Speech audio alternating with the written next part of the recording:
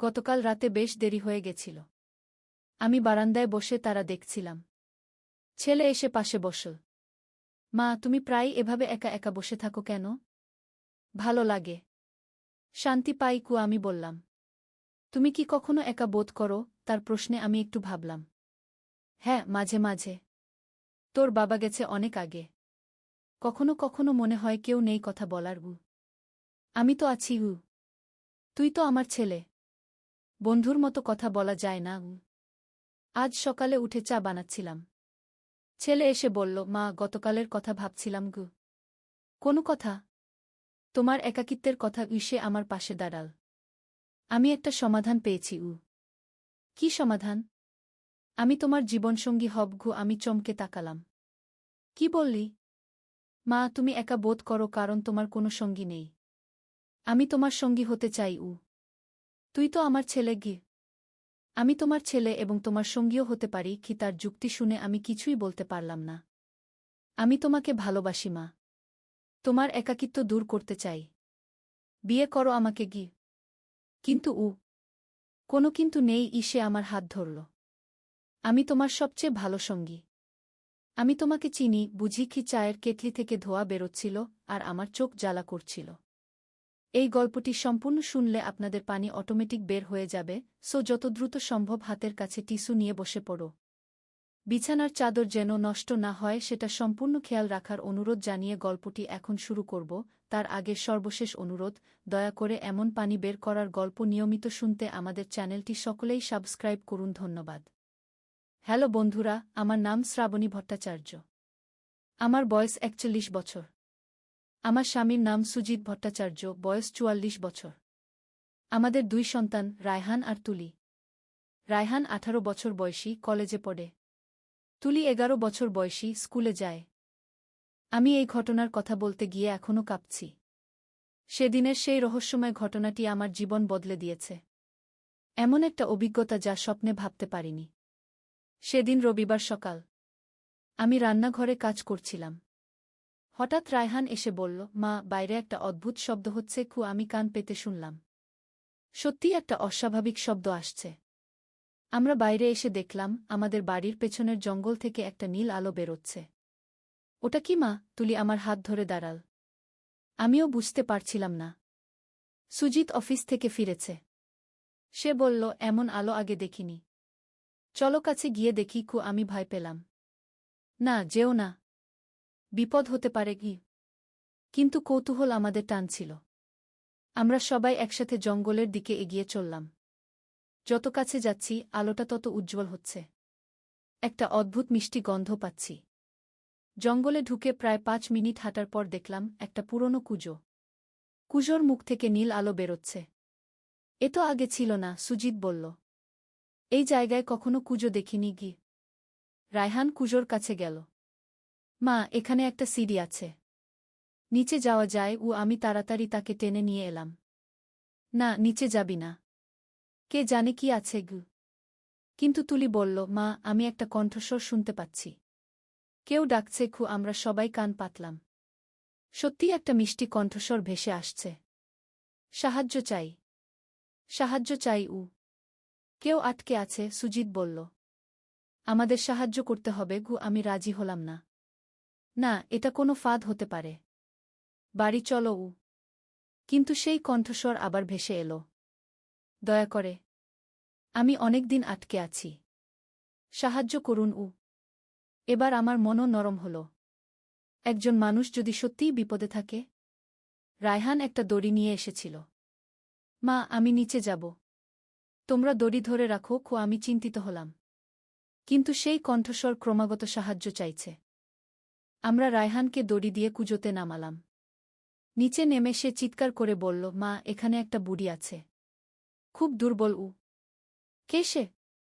কি করে সেখানে পড়ল? আমি উপর থেকে জিজ্ঞাসা করলাম। রায়হান বলল, সে বলছে তার নাম কমলা। ২০ বছর আগে এখানে পড়েছে। ২০ বছর? এতদিন এখানে কিভাবে বেঁচে আছে? আমার মাথা ঘুরতে লাগল। তাড়াতাড়ি তাকে উপরে নিয়ে এসো। রায়হান বুড়িকে দড়ি দিয়ে বেঁধে উপরে তুলল। আমরা সবাই মিলে তাকে টানলাম। একজন শীর্ণকায় বুড়ি। তার চোখ দুটো উজ্জ্বল নীল, ঠিক কুশোর আলোর মতো। ধন্যবাদ, সে কাপা কণ্ঠে বলল। আমি অনেকদিন এই মুক্তির অপেক্ষায় ছিলাম। কি তার পোশাক পুরনো কিন্তু ছেঁড়া নেই। কিভাবে সম্ভব? আমি তাকে জল দিলাম। সে পান করার পর বলল, তোমরা আমাকে উদ্ধার করেছ। এর বিনিময়ে তোমাদের একটা উপহার দেব। সে তার পকেট থেকে একটা ছোট নীল পাথর বের করল। এটা একটা ইচ্ছাপূরণকারী পাথর। যে এটা স্পর্শ করবে তার একটা ইচ্ছা পূরণ হবে। কিন্তু সাবধান, ইচ্ছাটা ভেবেচিন্তে করবে। তুলি হাত বাড়াল। আমি স্পর্শ করব। কিন্তু বুড়ি বলল, না, ছোটরা পারবে না। বড়দের ইচ্ছাই কেবল পূরণ হয়। সুজিত, পাথরটা নীল। আমার ইচ্ছা আমাদের পরিবার যেন সবসময় সুখে থাকে। পাথরটা উজ্জ্বল হয়ে উঠল। তারপর ধীরে ধীরে আলো নিভে গেল। বুড়ি হাসল। তোমার ইচ্ছা পূরণ হবে, কিন্তু একটা শর্ত আছে। এই পাথর কাউকে দেখাবে না, গোপন রাখবে। এই বলে সে আবার কুজোর দিকে হাঁটতে শুরু করল। তুমি কোথায় যাচ্ছ? আমি জিজ্ঞাসা করলাম। আমার কাজ শেষ, এবার আমি যাব। কুজোর কাছে গিয়ে সে ভেতরে ঝাঁপ দিল। আমরা দৌড়ে গিয়ে নিচে তাকালাম, কিন্তু কিছুই দেখলাম না। কুজোর তলা দেখা যাচ্ছে না, শুধু গভীর অন্ধকার। মা, বুড়ি কোথায় গেল? তুলি আমার হাত টানল। আমিও বুঝতে পারছিলাম না, মানুষ কিভাবে এভাবে অদৃশ্য হয়। হঠাৎ কুজোর আলো নিভে গেল। চারদিক স্বাভাবিক হয়ে এল। মনে হচ্ছে কিছুই হয়নি, কিন্তু সুজিতের হাতে পাথরটা আছে। বাড়ি ফিরে আমরা সেই রহস্যময় ঘটনার কথা ভাবছিলাম। এটা কি স্বপ্ন ছিল নাকি বাস্তব? কিন্তু পাথরটা তো আছে। পরের দিন থেকে আমাদের জীবনে অদ্ভুত পরিবর্তন আসতে শুরু করল। সুজিতের অফিসে প্রমোশন হল। রায়হানের পরীক্ষার ফলাফল খুব ভালো এলো। তুলি স্কুলে প্রথম হল। আমার মনে হতে লাগল সত্যিই পাথরের জাদু কাজ করছে। আমাদের পরিবার সুখী হচ্ছে। কিন্তু একদিন রায়হান বলল, মা, আমি সেই কুশোর কাছে আবার যেতে চাই। আমি মানা করলাম। না, আর যাবে না ওখানে। কিন্তু কেন মা? আমার কৌতূহল হচ্ছে। বুড়িকে ছিল? কিভাবে ২০ বছর কুজোতে বেঁচে রইল? আমিও এই প্রশ্নগুলো নিয়ে ভাবছিলাম। একদিন সন্ধ্যায় আমি একাই কুজোর কাছে গেলাম। কিন্তু অবাক হয়ে দেখলাম কোনো কুজো নেই। জায়গাটা সমতল। এটা কিভাবে সম্ভব? আমি চারদিক দেখলাম, কিন্তু কুশোর কোনো চিহ্নই নেই। মনে হচ্ছে এখানে কখনো কুজো ছিলই না। আমি দৌড়ে বাড়ি গেলাম। সুজিতকে বললাম। সে বলল, হয়তো আমরা ভুল জায়গায় এসেছি। কিন্তু আমি নিশ্চিত এই জায়গাতেই কুজো ছিল। পরের দিন আমরা সবাই মিলে আবার গেলাম। সত্যিই কোনো কুজো নেই। রায়হান বলল, মা, তাহলে ওই বুড়িকে ছিল? আমরা কাকে উদ্ধার করেছি? এই প্রশ্নের কোনো উত্তর আমাদের কাছে নেই। কিন্তু পাথরটা এখনও সুজিতের কাছে আছে। আর আমাদের জীবনে ভালো ঘটনা ঘটতেই থাকে। কয়েক মাস পর আমাদের পাশের বাড়ির বুড়ো কাকা এলেন। তিনি বললেন, তোমাদের বাড়ির পেছনে যে জায়গায় তোমরা যাও, ওখানে নাকি ৫০ বছর আগে একটা কুজো ছিল। সত্যি? আমি উৎসুক হলাম।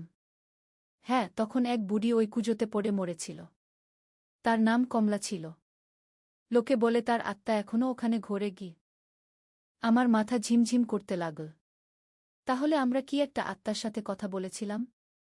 যে বুড়িকে আমরা উদ্ধার করেছি সে কি ভূত ছিল? রাতে আমার ঘুম এলো না। ভাবতে লাগলাম, আমরা কি ভুল করেছি? ভূতের দেওয়া পাথর দিয়ে ইচ্ছা পূরণ করা কি ঠিক? পরের দিন সকালে আমি দেখলাম সুজিতের হাত থেকে পাথরটা অদৃশ্য হয়ে গেছে।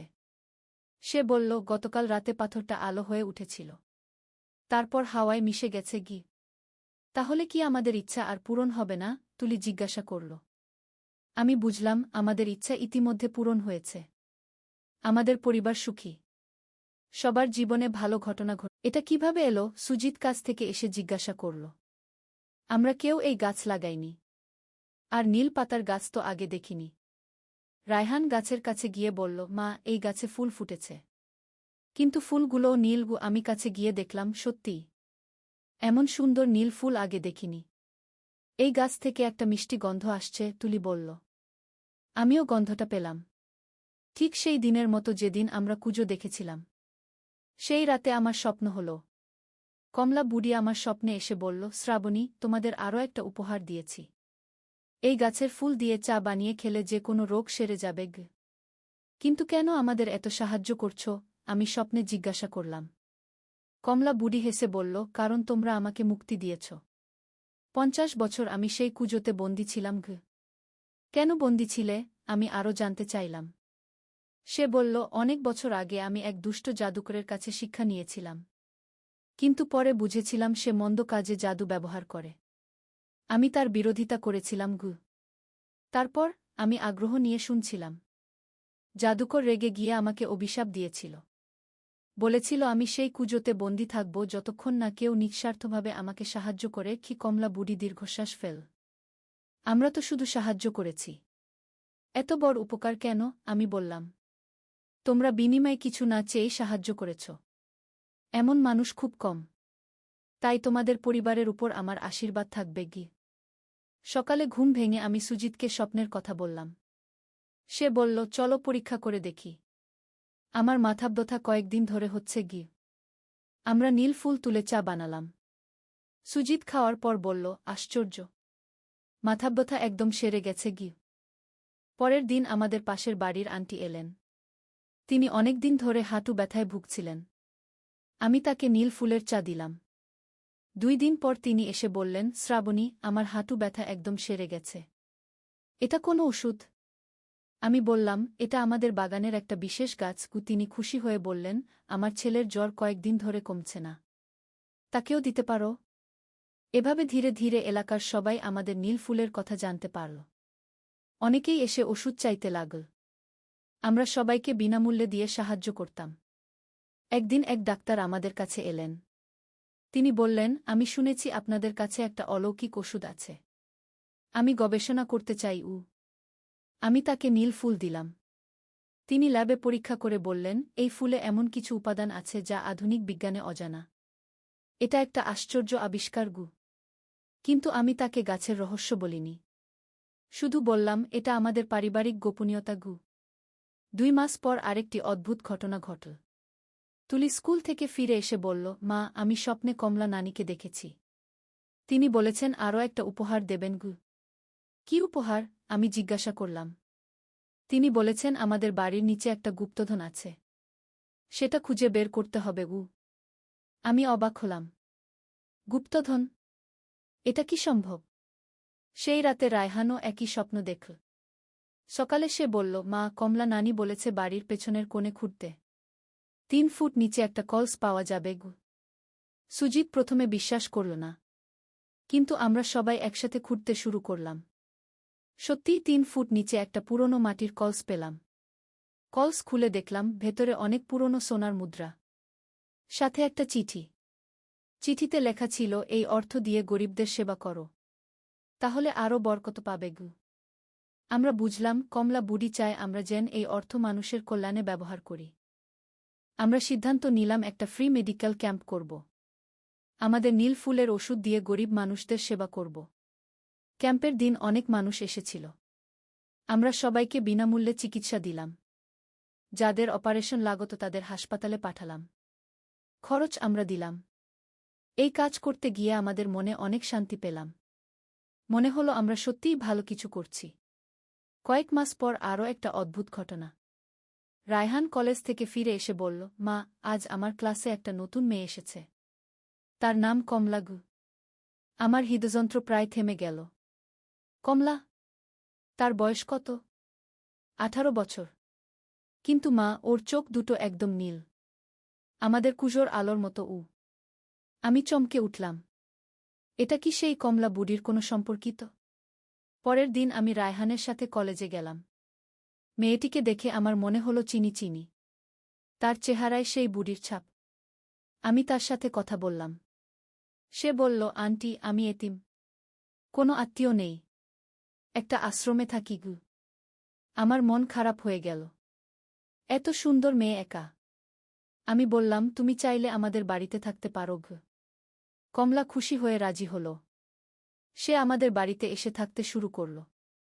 অদ্ভুত ব্যাপার হলো, সে এলে আমাদের বাড়িতে আরও শান্তি এসেছে। কমলা রান্নায় খুব দক্ষ। সে যে খাবার বানায় খেতে অনেক সুস্বাদু। আর সে আমাদের নীল ফুলের গাছের খুব ভালো যত্ন নেয়া। একদিন কমলা আমাকে বলল, মা, আমি ছোটবেলায় স্বপ্নে একটা বুড়ি দেখতাম। তিনি বলতেন একদিন আমি আমার আসল পরিবার খুঁজে পাব। আমার চোখে জল এসে গেল। আমি বুঝতে পারলাম কমলা বুড়ি এই মেয়েটিকে আমাদের কাছে পাঠিয়েছে। এভাবে কমলা আমাদের পরিবারের সদস্য হয়ে উঠল। রায়হান আর কমলা ভালো বন্ধু হয়ে গেল। তুলিও তাকে দিদির মতো মানে। আরও 6 মাস পর আরেকটা বিস্ময়কর ঘটনা।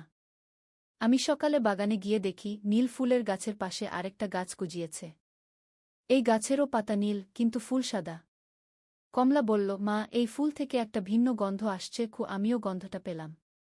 খুবই মিষ্টি। সেই রাতে আমার স্বপ্নে কমলা বুড়ি এসে বলল, শ্রাবণী, এই সাদা ফুল দিয়ে তেল বানিয়ে মাথায় মাখলে কোনো মানসিক সমস্যা সেরে যাবে। পরের দিন আমরা পরীক্ষা করলাম। আমাদের পাশের বাড়ির একজন ভদ্রলোক অনেক দিন ধরে বিষণ্ণতায় ভুগছিলেন। আমি তাকে সাদা ফুলের তেল দিলাম। সপ্তাহ খানেক পর তিনি এসে বললেন, আমার মন এখন অনেক ভালো। এভাবে আমরা আরও অনেক মানুষের সেবা করতে লাগলাম। মানসিক অবসাদ, উদ্বেগ, নিদ্রাহীনতা, সব ধরনের সমস্যার সমাধান মিলতে লাগল। 1 বছর পর স্থানীয় একটা পত্রিকায় আমাদের নিয়ে খবর বের হল। অলৌকিক চিকিৎসক পরিবার কি শিরোনামে। আমরা বিখ্যাত হয়ে গেলাম। কিন্তু বিখ্যাত হওয়ার সাথে সাথে সমস্যাও শুরু হল। অনেক স্বার্থান্বেষী লোক আমাদের কাছে এসে গাছের রহস্য জানতে চাইল। কেউ কেউ গাছ কিনতেও চাইল। আমি সবাইকে ফিরিয়ে দিলাম। কারণ আমি জানি এই গাছ বিক্রি করার জন্য নয়। এটা মানুষের সেবার জন্য। একদিন একজন বিদেশি বিজ্ঞানী এলেন। তিনি বললেন, আমি এই গাছের উপর গবেষণা করতে চাই। সবাই অবাক হয়ে দেখল। কমলা বুড়ি হাসছে। তার চোখে আনন্দের অশ্রু। তিনি আশীর্বাদের হাত তুলে ধীরে ধীরে অদৃশ্য হয়ে গেলেন। কমলা মেয়েটি কাঁদতে লাগল। সে বলল, আমি জানি উনি কে। আমার স্বপ্নের সেই বুড়ি। আমার আসল দাদি। আমি বুঝতে পারলাম কমলা বুড়ি তার নিজের নাতনিকেই আমাদের কাছে পাঠিয়েছিল। বিয়ের পর রায়হান আর কমলা আমাদের সাথেই থাকল। তারা দুজনেই মানুষের সেবায় নিয়োজিত থাকল। আরও 1 বছর পর তুলিও বড় হয়ে গেল। সে মেডিকেল কলেজে ভর্তি হল। বলল, মা, আমি ডাক্তার হয়ে আরও বেশি মানুষের সেবা করব। এরপর আরও অনেক বছর কেটে গেল। আমাদের পরিবার সুখে শান্তিতে থাকল। আমাদের নীল ফুলের খ্যাতি সারা দেশে ছড়িয়ে গেল। কিন্তু আমরা কখনো এই রহস্যের গোপনীয়তা ভাঙিনি। শুধু মানুষের সেবা করে গেলাম। 1 দশক পর আমার বয়স 50 ছাড়িয়ে গেছে। একদিন রাতে আমার স্বপ্নে কমলা বুড়ি এলো। এবার তার চেহারায় পরম শান্তি। সে বলল, শ্রাবণী, তোমরা আমার প্রত্যাশার চেয়ে অনেক বেশি করেছ।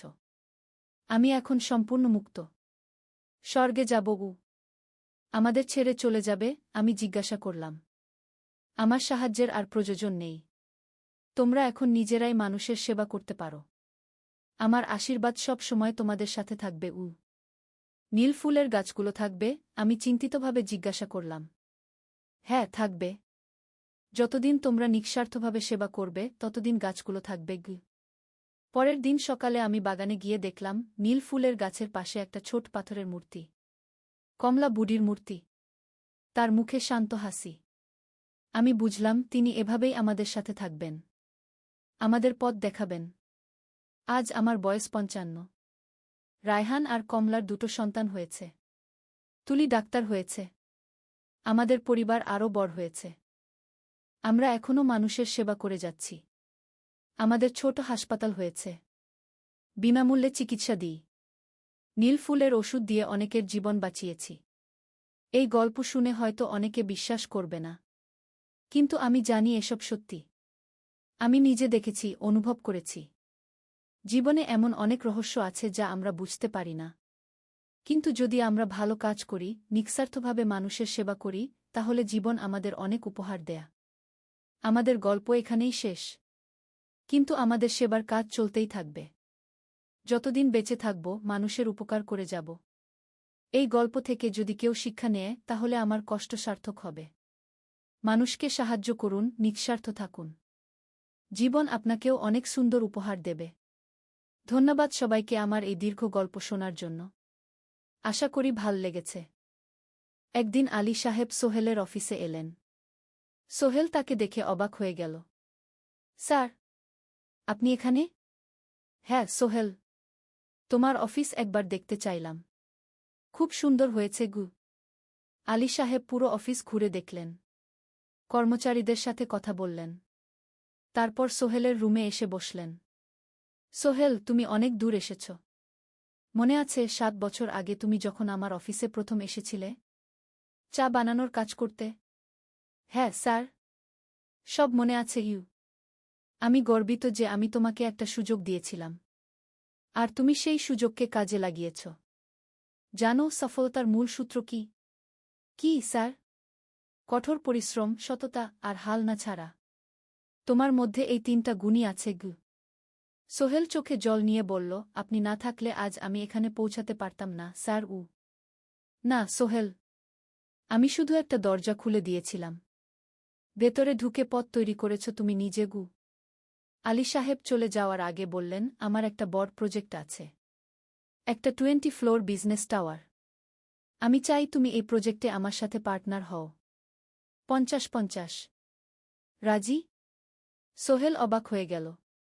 এত বড় প্রজেক্ট? স্যার, আমার কি যথেষ্ট সামর্থ্য আছে? আছে, আমি বিশ্বাস করি। সোহেল রাজি হয়ে গেল। এটা তার জীবনের সবচেয়ে বড় প্রজেক্ট হবে। 50 অধ্যায়, বড় চ্যালেঞ্জ। 20 ফ্লোর বিজনেস টাওয়ারের কাজ শুরু হল। এটা সোহেলের জীবনের সবচেয়ে বড় চ্যালেঞ্জ। প্রজেক্টের বাজেট প্রায় 10 করোড় টাকা। সোহেলকে 5 করোড় টাকা ইনভেস্ট করতে হবে। সোহেল তার সব সঞ্চয়ে, ব্যাংক লোন আর কিছু ইনভেস্টর থেকে টাকা জোগাড় করল। এটা একটা বিশাল ঝুঁকি। যদি প্রজেক্ট ব্যর্থ হয়, সব শেষ। মিনা চিন্তিত ছিল। সোহেল, এত বড় ঝুঁকি নেওয়া ঠিক হবে? মিনা, জীবনে বড় কিছু করতে হলে ঝুঁকি নিতে হয়। আমি এই সুযোগ হাতছাড়া করতে চাই না। কিন্তু যদি কিছু ভুল হয়? ভুল হবে না। আমি আলী সাহেবের সাথে আছি, উনি আমাকে গাইড করবেন। প্রজেক্ট শুরু হল। প্রথম 6 মাস সব ভালোই চলছিল। কাজ সময়মতো হচ্ছে, বাজেট ঠিক আছে। কিন্তু 7 মাসের মাথায় একটা বড় সমস্যা দেখা দিল। একজন প্রধান ইনভেস্টর হঠাৎ তার টাকা ফেরত চাইলেন। তিনি অন্য একটা জরুরি কাজে টাকা লাগবে বলে জানালেন। 1 করোড় টাকা ফেরত দিতে হবে। সোহেল বিপদে পড়ে গেল। 1 করোড় টাকা এখন কোথায় পাবে? প্রজেক্টের সব টাকা ঢেলে দিয়েছে। সে আলী সাহেবের সাথে কথা বলল। আলী সাহেব বললেন, চিন্তা করো না, আমি ব্যবস্থা করছি। কিন্তু আলী সাহেবও বড় একটা প্রজেক্টে আটকে আছেন। তার হাতে লিকুইড ক্যাশ নেই। সোহেল অন্য ব্যাংক থেকে লোন নেওয়ার চেষ্টা করল। কিন্তু ব্যাংক বলল, ইতিমধ্যে তার অনেক লোন আছে, নতুন লোন দিতে পারবে না। সোহেল রাতে ঘুমাতে পারছিল না। খাওয়া দাওয়া বন্ধ করে দিয়েছিল। মিনা তাকে দেখে খুব চিন্তিত হয়ে গেল। সোহেল, প্লিজ নিজেকে এভাবে শেষ করে ফেলো না। কোনো একটা রাস্তা বের হবেই। কিন্তু সোহেল কোনো রাস্তা দেখতে পাচ্ছিল না। ইনভেস্টর 15 দিন সময় দিয়েছে। 15 দিনের মধ্যে টাকা ফেরত না দিলে তিনি আইনি ব্যবস্থা নেবেন। 10 দিন কেটে গেল। সোহেল কোনো সমাধান খুঁজে পেল না। সে প্রায় হাল ছেড়ে দিয়েছিল। 11 দিনের দিন একটা অপ্রত্যাশিত ঘটনা ঘটল। জাহিদ ভাই, সোহেলের পুরনো সহকর্মী, তার অফিসে এলেন। জাহিদ ভাই এখন একটা রিয়েল এস্টেট কোম্পানিতে সিনিয়র ম্যানেজার। সোহেল, আমি তোমার সমস্যার কথা শুনেছি। হ্যাঁ ভাই, আমি বিপদে পড়েছি। আমি তোমাকে সাহায্য করতে চাই। আমার কিছু সঞ্চয় আছে, 5 লাখ টাকা। তুমি নাও। সোহেল চোখে জল নিয়ে বলল, ভাই আমি কিছু বলার দরকার নেই। তুমি আমাকে অনেক কিছু শিখিয়েছ। তোমার কাছ থেকে পরিশ্রম আর সততা শিখেছি। এখন আমার পালা তোমাকে সাহায্য করার। জাহিদ ভাই চলে যাওয়ার পর আরও 2 জন এলো। একজন সোহেলের পুরনো ক্লায়েন্ট, আরেকজন তার কর্মচারী। 2 জন মিলে আরও 8 লাখ টাকা দিল। করিম মামা 20 লাখ টাকা ব্যবস্থা করলেন, তার কিছু বন্ধুদের কাছ থেকে ধার করে। মিনা তার সব গয়না বিক্রি করে 10 লাখ টাকা দিল। সবাই মিলে প্রায় 45 লাখ টাকা জোগাড় হল। বাকি 65 লাখ টাকা সোহেল তার অফিসের সব অ্যাসেট বিক্রি করে আর একটা প্রাইভেট ফিন্যান্স কোম্পানি থেকে উচ্চ সুদে লোন নিয়ে ব্যবস্থা করল। ঠিক 14 দিনের দিন সোহেল ইনভেস্টরকে 1 করোড় টাকা ফেরত দিল। ইনভেস্টর টাকা নিয়ে চলে গেলেন। সোহেল তার অফিসে ফিরে এসে চেয়ারে বসে কাঁদল।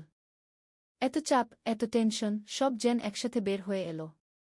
মিনা এসে তাকে জড়িয়ে ধরল। আমরা পেরেছি সোহেল, আমরা পেরেছি গু। ষোড়শ অধ্যায় পুনরুদ্ধার। এই ঘটনার পর সোহেল আরও সাবধান হয়ে গেল। সে বুঝল ব্যবসায় শুধু সাহস নয়, বুদ্ধিও লাগে। ঝুঁকি নিতে হয়, কিন্তু হিসাব করে। প্রজেক্ট চলতে থাকল। এবার সোহেল আরও সতর্কতার সাথে সবকিছু পরিচালনা করল। প্রতিটা খরচ হিসাব করল, প্রতিটা সিদ্ধান্ত ভেবেচিন্তে নিল। আরও 1 বছর পর 20 ফ্লোর বিজনেস টাওয়ার সম্পন্ন হল। চমৎকার বিল্ডিং, শহরের অন্যতম সুন্দর ভবন। বিল্ডিংয়ের উদ্বোধন অনুষ্ঠানে শহরের মেয়র এলেন। অনেক ব্যবসায়ী, সাংবাদিক এল। সোহেলের নাম পত্রিকায় ছাপা হল। স্বপ্নের শহরে এক তরুণ উদ্যোক্তার সফলতার গল্প। প্রজেক্ট থেকে সোহেলের লাভ হল প্রায় 2 করোড় টাকা। এই টাকা দিয়ে সে সব ঋণ শোধ করল। জাহিদ ভাইয়ের টাকা ফেরত দিল। করিম মামার ঋণ শোধ করল। যারা সাহায্য করেছিল সবাইকে টাকা ফেরত দিল। মিনার জন্য নতুন গয়না কিনা, আরও সুন্দর। তার মাকে গ্রামে একটা নতুন পাকা বাড়ি বানিয়ে দিল। মা কাঁদতে কাঁদতে বললেন, তোর বাবা বেঁচে থাকলে কত খুশি হতো। তুই আমার সব স্বপ্ন পূরণ করেছিস। সোহেল নিজেদের জন্য একটা ফ্ল্যাট কিনা, 4 রুমের ফ্ল্যাট, সমুদ্রের কাছে। এখন আর ভাড়া বাড়িতে থাকতে হয় না। সপ্তদশ অধ্যায় প্রতিদান। সোহেল এখন একজন প্রতিষ্ঠিত উদ্যোক্তা, কিন্তু সে তার শেখ ভোলেনি। যে গ্রাম থেকে সে এসেছে, যারা তাকে সাহায্য করেছে, কাউকেই ভোলেনি। সে তার গ্রামে একটা স্কুল বানিয়ে দিল। সোহেল ফাউন্ডেশন স্কুল, গরিব ছেলেমেয়েরা ফ্রিতে পড়তে পারবে। ভালো শিক্ষক নিযোগ দিল। ভালো পড়াশোনার ব্যবস্থা করল। শহরে একটা ফ্রি মেডিকেল ক্লিনিক খুলল। গরিব মানুষরা ফ্রিতে চিকিৎসা পাবে। প্রতি বছর 10 জন মেধাবী কিন্তু গরিব ছাত্রছাত্রীকে স্কলারশিপ দেওয়া শুরু করল। তারা বিনামূল্যে পড়াশোনা করতে পারবে। একদিন একটা টিভি চ্যানেল সোহেলের ইন্টারভিউ নিতে এলো। আপনার সফলতার গোপন সূত্র কি? সোহেল একটু ভেবে বলল, কঠোর পরিশ্রম, সততা আর হাল না ছাড়া। এই 3টা জিনিস যদি কারো মধ্যে থাকে, সে যে কোনো কিছু অর্জন করতে পারে। আর সবচেয়ে বড় কথা, যারা আমাকে সাহায্য করেছে তাদের ছাড়া আমি কিছুই না। একা কেউ সফল হতে পারে না। আপনার পরবর্তী স্বপ্ন কি? আমি চাই আরও মানুষকে সাহায্য করতে। আমার মতো যারা গ্রাম থেকে শহরে আসে, তাদের জন্য একটা ট্রেনিং সেন্টার খুলব। তারা সেখানে বিভিন্ন স্কিল শিখতে পারবে, চাকরি পাবে, নিজের পায়ে দাঁড়াতে পারবে। অষ্টাদশ অধ্যায় নতুন প্রজন্ম। আরও 5 বছর কেটে গেল। সোহেল এখন 45 বছরের। তার মেয়ে সারা এখন 9 বছরের। স্কুলে ক্লাস 4-এ পড়ে। খুব মেধাবী মেয়ে। একদিন সারা বাবাকে জিজ্ঞেস করল, বাবা, তুমি কিভাবে এত বড় হলে? আমার বন্ধুরা বলে তুমি একজন সফল মানুষ গো। সোহেল তাকে কোলে নিয়ে বসল। বাবা, তুমি জানো, তোমার দাদু ছিলেন একজন স্কুল শিক্ষক, খুব সৎ মানুষ। কিন্তু আমরা গরিব ছিলাম। আমি রিক্সা চালাতাম গো। রিক্সা? সত্যি? হ্যাঁ। তারপর আমি এই শহরে এলাম। অনেক কষ্ট করেছি, কিন্তু হাল ছাড়িনি। মানুষ আমাকে সাহায্য করেছে, আর আমি কঠোর পরিশ্রম করেছি। বাবা, আমিও কি তোমার মতো হতে পারবো? অবশ্যই পারবে বাবা। তবে মনে রেখো, সফলতা মানে শুধু টাকা পয়সা না। সফলতা মানে ভালো মানুষ হওয়া, অন্যদের সাহায্য করা, সৎ থাকা। সারা মাথা না দেয়। আমি ভালো মানুষ হব বাবা। সোহেল তার মেয়েকে জড়িয়ে ধরল। মনে মনে ভাবল, তার জীবনের সব কষ্ট সার্থক হয়েছে। মিনা রান্নাঘর থেকে ডাকল, খাবার তৈরি। এসো। সোহেল সারাকে নিয়ে ডাইনিং টেবিলে গেল। ঋতু এসেছে। সে এখন বিয়ে করেছে, তার একটা ছেলে হয়েছে।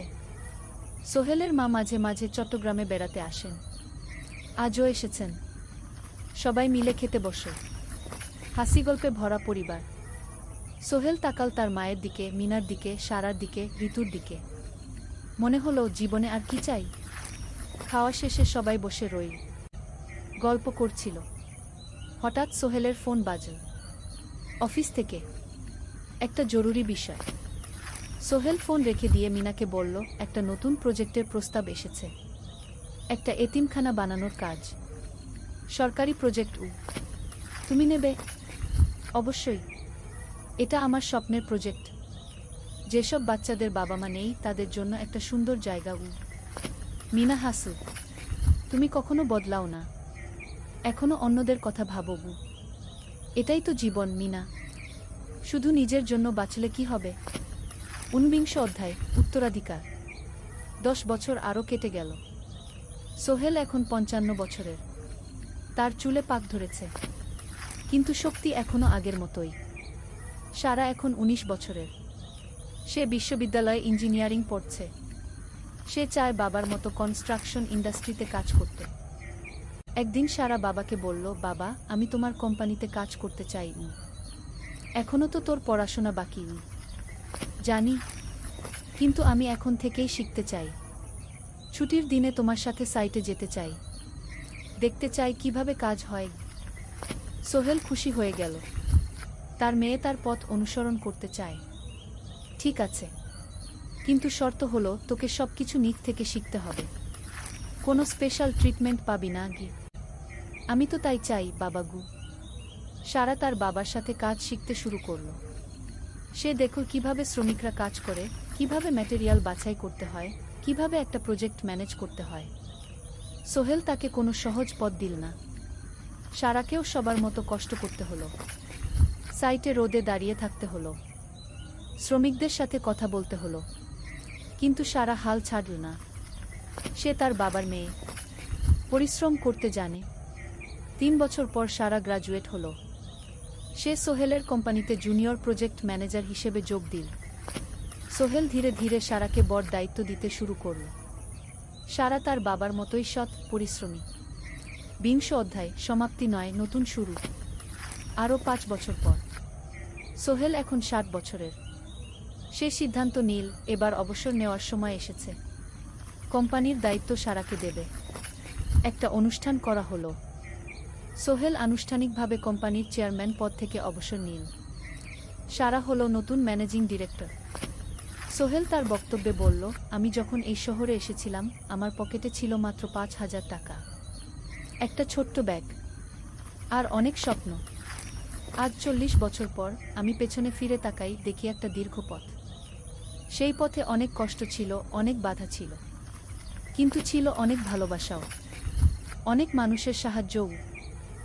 আমি বিশ্বাস করি সফলতা একা আসে না, এটা আসে অনেক মানুষের সমর্থন, ভালোবাসা আর বিশ্বাস নিয়ে। আমি যা কিছু অর্জন করেছি তা আমার একার না, এটা আমার পরিবারের, আমার কর্মচারীদের, আমার বন্ধুদের, সবার। আজ আমি আমার মেয়ে সারার হাতে এই দায়িত্ব তুলে দিচ্ছি। আমি জানি সে আমার চেয়ে ভালো করবে, কারণ সে শিখেছে আমার ভুল থেকে, আমার অভিজ্ঞতা থেকে। অনুষ্ঠান শেষ হলো, সবাই চলে গেল। সোহেল আর মিনা অফিসে একা দাঁড়িয়ে রইল। মিনা, মনে আছে আমরা প্রথম কখন দেখা হয়েছিলাম? হ্যাঁ, তোমার সেই ছোট্ট মুদি দোকানে। তুমি বিস্কুট কিনতে এসেছিলে। কে ভেবেছিল সেই দিন থেকে আমাদের এই পর্যস্বপ্নের শহর। প্রথম অধ্যায়, যাত্রা শুরু। সকাল 7টা বেজে গেছে। ঢাকার কমলাপুর রেল স্টেশনে মানুষের ভিড়। চারদিকে চা বিস্কুট বিক্রেতাদের চিৎকার, ট্রেনের হর্ন আর যাত্রীদের কোলাহল। এই বিশাল ভিড়ের মধ্যে একটা ছোট্ট ব্যাগ হাতে দাঁড়িয়ে আছে সোহেল। বয়স মাত্র 22। গায়ের রং শ্যামলা, চোখে স্বপ্নের ঝিলিক। ভাইজা, চট্টগ্রামের টিকিট আছে? সোহেল টিকিট কাউন্টারের সামনে দাঁড়িয়ে জিজ্ঞেস করল। আছে। 3 টাকা। কাউন্টারের লোকটা উত্তর দিল। সোহেল তার পকেট থেকে টাকা বের করল। মোট 5,000 টাকা। এই টাকা সে জমিয়েছে গত 3 বছরে রিক্সা চালিয়ে। তার স্বপ্ন ছিল চট্টগ্রাম গিয়ে একটা ভালো চাকরি পাওয়া। গ্রামে আর থাকতে চায় না সে। বাবা মারা গেছেন 10 বছর আগে। মা আর ছোট বোন ঋতুকে নিয়ে সংসার চালাচ্ছিল রিক্সা চালিয়ে। কিন্তু এভাবে তো আর সারা জীবন চলবে না। টিকিট কেটে সোহেল প্ল্যাটফর্মে এলো। ট্রেন ছাড়বে আর মাত্র 15 মিনিট পরে। সে একটা বেঞ্চে বসে পড়ল, ব্যাগটা বুকের কাছে চেপে ধরল। এই ব্যাগে আছে তার সব সম্পদ, কিছু কাপড়, একটা ছোট্ট ফটো ফ্রেমে বাবা মায়ের ছবি, আর কিছু টাকা। কোথায় যাচ্ছেন? পাশে বসা একজন বয়স্ক মানুষ জিজ্ঞেস করলেন। চট্টগ্রাম কাকা। চাকরি খুঁজতে যাচ্ছি। কে? সোহেল বিনয়ের সাথে উত্তর দিল। ভালো, তবে শহরে সাবধানে থাকবেন। শহর মানে অনেক সুযোগ, কিন্তু অনেক ফাঁদও আছে, বয়স্ক লোকটা বললেন। সোহেল মাথা নাড়ল। সে জানে শহরের জীবন সহজ না, কিন্তু তার কোনো বিকল্প নেই। গ্রামে রিকশা চালিয়ে মাসে ৩,৫০০ টাকা আয় হতো। তার মধ্যে সংসার চালাতে হতো, বোনের স্কুলের খরচ দিতে হতো, মায়ের ওষুধের খরচ দিতে হতো। কিছুই বাঁচত না। আর এই জীবন থেকে বেরোনোর একটাই পথ, শহরে গিয়ে ভালো কাজ খুঁজে নেওয়া। সোহেল মনে মনে ভাবল তার বাবার কথা। বাবা ছিলেন একজন স্কুল শিক্ষক। খুব সৎ মানুষ ছিলেন। সবসময় বলতেন, সোহেল, তুই লেখাপড়া শিখে বড় মানুষ হবি। আমাদের পরিবারে আর কেউ বড় চাকরি করেনি, তুই করবি। কিন্তু বাবা যখন মারা গেলেন তখন সোহেল মাত্র এসএসসি পরীক্ষা দিয়েছে। ফলাফল ভালো হয়েছিল, জিপিএ অর্ধচতুর। কিন্তু বাবার মৃত্যুর পর আর পড়া হলো না। পরিবারের দায়িত্ব নিতে হলো। ট্রেন ছাড়ল। সোহেল জানালার পাশে বসে বাইরে তাকাল। ধানক্ষেত, নদী, ছোট ছোট গ্রাম, সব পেছনে ফেলে ট্রেন এগিয়ে চল। সোহেলের মনে হলো সে যেন তার পুরনো জীবনটাকেও পেছনে ফেলে আসছে। ট্রেনে একজন হকার এসে চা বিক্রি করছিল। সোহেল একটা চা কিনল, 10 টাকা। চা খেতে খেতে সে ভাবছিল, চট্টগ্রাম পৌঁছে কি হবে। করিম মামা তাকে সাহায্য করবেন তো? চাকরি পাওয়া যাবে তো? করিম মামা আসলে সোহেলের খুব দূর সম্পর্কের মামা। সোহেলের দাদির বোনের ছেলে। অনেক বছর আগে গ্রাম ছেড়ে চট্টগ্রামে চলে গিয়েছিলেন। সেখানে একটা কনস্ট্রাকশন কোম্পানিতে কাজ করেন। বছরে একবার দুবার গ্রামে আসতেন। গত বছর যখন এসেছিলেন তখন সোহেলের মাকে বলেছিলেন, সোহেলকে চট্টগ্রাম পাঠান, আমি একটা কাজের ব্যবস্থা করে দেব। সেই কথাতেই ভরসা করে সোহেল আজ এই যাত্রা। দ্বিতীয় অধ্যায়, নতুন শহর। চট্টগ্রাম পৌঁছাতে প্রায় 6 ঘন্টা লেগে গেল। দুপুর 1টা বাজে। সোহেল স্টেশন থেকে বের হয়ে শহরের রাস্তায় দাঁড়াল। কি বিশাল শহর! এত গাড়ি, এত মানুষ। চারদিকে উঁচু উঁচু বিল্ডিং, দোকানপাট, মানুষের ভিড়। সোহেল কিছুক্ষণ দাঁড়িয়ে থাকল, সব কিছু দেখতে দেখতে।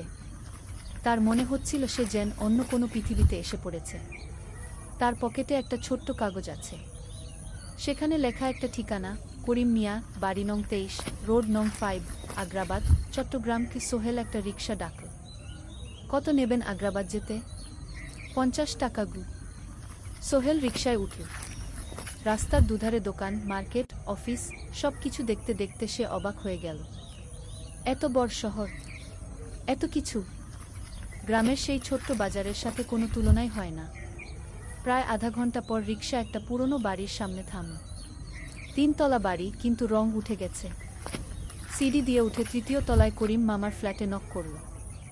দরজা খুলল এক মধ্যবয়সী মহিলা। কে? আসসালামু আলাইকুম আপা, আমি সোহেল, নোয়াখালীর গ্রাম থেকে এসেছি। করিম মামা বাড়িতে আছেন? মহিলা তাকে মাথা থেকে পা পর্যন্ত দেখল। করিম তো অফিসে গেছে। তুমি কে? কোথা থেকে এসেছ? সোহেল সব খুলে বলল। মহিলা তাকে ভেতরে ঢুকতে দিল। বসো। করিম সন্ধ্যায় ফিরবে গু। ফ্ল্যাটটা ছোট, 2টো রুম, একটা ছোট্ট রান্নাঘর আর একটা বাথরুম। কিন্তু সোহেলের কাছে খুব সুন্দর লাগল। গ্রামের সেই টিনের ঘরের চেয়ে তো অনেক ভালো। মহিলা তার নাম জানাল, সালমা, করিম মামার স্ত্রী। তাদের 2টো ছেলে, একজন ক্লাস 8-এ পড়ে, আরেকজন ক্লাস 5-এ। খেয়েছ? সালমা আপা জিজ্ঞেস করল। না আপা গু। অপেক্ষা করো, ভাত আছে, মাছ আছে, খাও। সোহেল প্রথমে রাজি হতে চাইল না, কিন্তু খুব খিদে পেয়েছিল। সকাল থেকে শুধু একটা চা আর বিস্কুট খেয়েছে। খাওয়া দাওয়ার পর সোহেল বসে রইল। সালমা আপা তাকে গল্প করতে লাগল। তোমার মা কেমন আছেন? তোমার বোন? ভালো আছে আপা, মার একটু গেটে বাত আছে, ওষুধ খাচ্ছেন। বোন স্কুলে পড়ে কু। তুমি কি করতে চাও এখানে? চাকরি খুঁজছি আপা, যে কোনো কাজ করব। বাসায় মা আর বোনকে টাকা পাঠাতে হবে। সালমা আপা মাথা নাড়ল। করিম তোমার জন্য কিছু একটা করবে, সে ভালো মানুষ কে। সারাদিন অপেক্ষা করু সোহেল। সন্ধ্যা 6টায় করিম মামা ফিরলেন। 50-এর কাছাকাছি বয়স, কালো রঙের প্যান্ট শার্ট পরা, হাতে একটা ব্যাগ। আরে সোহেল, কবে এলি? করিম মামা খুশি হয়ে বললেন। আজ সকালে মামা করিম মামা তাকে জড়িয়ে ধরলেন। অনেক দিন পর দেখলাম। কেমন আছিস? ভালো আছি মামা ভালো করেছিস এসে। এখানে অনেক সুযোগ আছে। তোর জন্য একটা কাজের ব্যবস্থা করে দেব। তবে প্রথমে কয়েকদিন এখানে থাক। শহরটা একটু চিনে নে, তারপর কাজে যোগ দিবি। সোহেলের মনে আসার আলো জ্বল। সে ভাবল হয়তো তার ভাগ্য এবার পাল্টাবে। তৃতীয় অধ্যায়, প্রথম চাকরি। এক সপ্তাহ পরে করিম মামা সোহেলকে তার কোম্পানিতে নিয়ে গেলেন। কোম্পানির নাম আলামিন কনস্ট্রাকশন। অফিসটা শহরের কেন্দ্রে ৫ তলা একটা বিল্ডিংয়ের দোতলায়। মালিক আলী সাহেব, ৫০-এর কাছাকাছি বয়স, মোটা চেহারা, চোখে সোনার ফ্রেমের চশমা। বড়লোক মানুষ, কিন্তু খুব কড়া। এই ছেলেটাকে কি কাজে লাগাবেন? আলী সাহেব করিম মামাকে জিজ্ঞেস করলেন। স্যার, ও আমার আত্মীয়, গ্রাম থেকে এসেছে, খুব পরিশ্রমী, যে কোনো কাজে লাগাতে পারেন। আলী সাহেব সোহেলের দিকে তাকালেন। তুমি কি পড়েছ? স্যার, এসএসসি পাস, জিপিএ অর্ধচতু। ভালো। কম্পিউটার চালাতে পারো? না স্যার, পারি না, কিন্তু শিখতে চাই। আলী সাহেব একটু ভাবলেন। ঠিক আছে, তোমাকে অফিসের কাজে রাখব। ফাইল গুছানো, চা বানানো, কাগজপত্র নিয়ে যাওয়া, না এসো। মাসে ৫,০০০ টাকা। রাজি আছো? জি স্যার। সোহেল খুশি হয়ে গেল। ৫,০০০ টাকা। রিক্সা চালিয়ে ৩,৫০০ পেত। এখানে ৫,০০০। কাজ শুরু হলো পরদিন থেকে। সকাল ৮টায় অফিসে যেতে হয়, ফিরতে হয় সন্ধ্যা ৭টায়। প্রথম দিন সোহেল ঘুম থেকে উঠল ভোর ৫টায়। তৈরি হয়ে ৭:৩০টায় অফিসের উদ্দেশ্যে বের হল। করিম মামার বাড়ি থেকে অফিস প্রায় ৫ কিলোমিটার। বাসে যেতে হয়। অফিসে পৌঁছে সোহেল দেখল সেই প্রথম আলী সাহেব এখনো আসেননি। অফিস খোলা ছিল না। ৮-১০ মিনিট পর একজন লোক এসে অফিস খুলল। তুমি নতুন? জি, আমি সোহেল। আমি জাহিদ, অ্যাসিস্ট্যান্ট ম্যানেজার। এসো। জাহিদ ভাই সোহেলকে সব কিছু দেখাল। অফিসে মোট ৬ জন কর্মচারী, ২ জন ইঞ্জিনিয়ার, একজন অ্যাকাউন্ট্যান্ট, একজন অ্যাসিস্ট্যান্ট ম্যানেজার, জাহিদ ভাই, একজন রিসেপশনিস্ট, আর এখন সোহেল। সোহেলের কাজ শুরু হলো চা বানানো দিয়ে। তারপর অফিস পরিষ্কার করা, ফাইল গুছানো, কাগজপত্র এক জায়গা থেকে আরেক জায়গায় নিয়ে যাওয়া। কাজ কঠিন না, কিন্তু সারাদিন দৌড়ঝাঁপ করতে হয়। দুপুরে খাবারের জন্য আধা ঘন্টা বিরতি। সোহেল একটা ছোট হোটেলে গিয়ে ভাতডাল তরকারি খেল। ৫০ টাকা। সন্ধ্যায় অফিস বন্ধ হলো। সোহেল ক্লান্ত হয়ে বাসায় ফিরল। কেমন লাগল প্রথম দিন? করিম মামা জিজ্ঞেস করলেন। ভালো মামা, অনেক কিছু শিখলাম। প্রথম মাসের শেষে সোহেল বেতন পেল ৫,০০০ টাকা। সে ৩,০০০ টাকা মাকে পাঠাল। মা ফোনে কাঁদতে লাগলেন। আল্লাহ তোকে ভালো রাখুক সোহেল। সোহেলের চোখেও জল এলো। তার মনে হলো সে একটা বড় কাজ করতে পেরেছে। চতুর্থ অধ্যায়, শহরের জীবন। ৩ মাস কেটে গেল। সোহেল এখন শহরের সাথে মিশে গেছে। প্রতিদিন অফিসে যাওয়া আসার পথে সে দেখে হাজারো মানুষের জীবন। কেউ সফল, কেউ ব্যর্থ, কিন্তু সবাই চলছে নিজের পথে। সোহেল অফিসের কাজের পাশাপাশি কম্পিউটার শেখার চেষ্টা করছে। অফিসে একটা কম্পিউটার আছে। যখন কেউ ব্যবহার করে না, তখন সোহেল একটু একটু শেখার চেষ্টা করে। জাহিদ ভাই তাকে সাহায্য করেন।